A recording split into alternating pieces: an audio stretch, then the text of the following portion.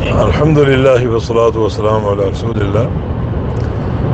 ہم نے آپ کا سوال سمجھا ہے، اور اگر یہی سوال یہی صورت حال ہے تو اس میں آپ کا شوہر پوری طرح قصوروار ہے.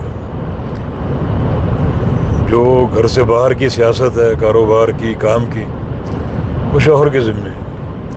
بچوں کی، بچیوں کی اور بیوی کی کفالت یہ شوہر کی ذمہ داری ہے، اور وہ سب کچھ چھوڑ کے اگر بیٹھ گئے ہیں تو وہ اس میں قصوروار ہیں، اور بالکل ان کا اقدام درست نہیں ہے اور شریعت کے مطابق نہیں ہے. الا یہ کوئی عذر ہو، مثلا کمانے سے معذور ہو چکے ہیں، کوئی جسمانی نقص پیدا ہو گیا، کوئی آنکھیں بند ہو گئیں، ہاتھ جو ہیں وہ مفلوج ہو گئے، کوئی اس قسم کا نقص ہو.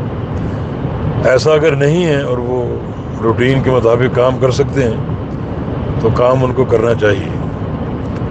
اور جو زیورات بنا کے دیے تھے وہ بیوی کا حق ہے. یہ ایک عطیہ اور تحفہ کی شکل ہے، اور نبی علیہ السلام کی حدیث ہے کہ جو بندہ تحفہ دے کر واپس لے تو اس کی مثال اس کتے کی سی ہے جو قے کر کے چاٹ لے. تو یہ بالکل وہ ناجائز کر رہے ہیں جو اس تحفے، اس زیور کا جو مطالبہ کر رہے ہیں واپسی کا.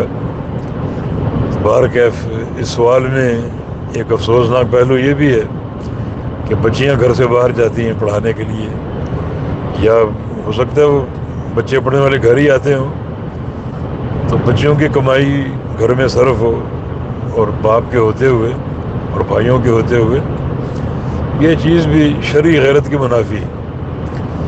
تو شوہر کو اللہ کا خوف کرنا چاہیے، اور اپنا جو پرانا اس کا ایک معاملہ ہے اسے قائم رکھے اور بحال رکھے.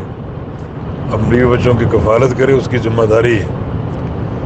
تو اللہ تعالیٰ اس کو سمجھ دے اور ہدایت دے، اور اللہ رب العزت جو گھر کے حالات ہیں ان کو سنوار دے.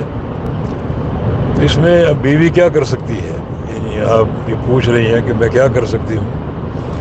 تو آپ کے بس میں کچھ بھی نہیں، الا یہ کہ شوہر کو سمجھائیں وہ اپنا کام کاج کرے اور اخراجات اپنے ذمہ لے. یہ اسی کی ذمہ داری ہے اور اسی کا یہ فرض بنتا ہے. تو اللہ تعالیٰ آسانی فرمائے اور اس کو توفیق دے. بارک اللہ فیکم. السلام علیکم ورحمۃ اللہ.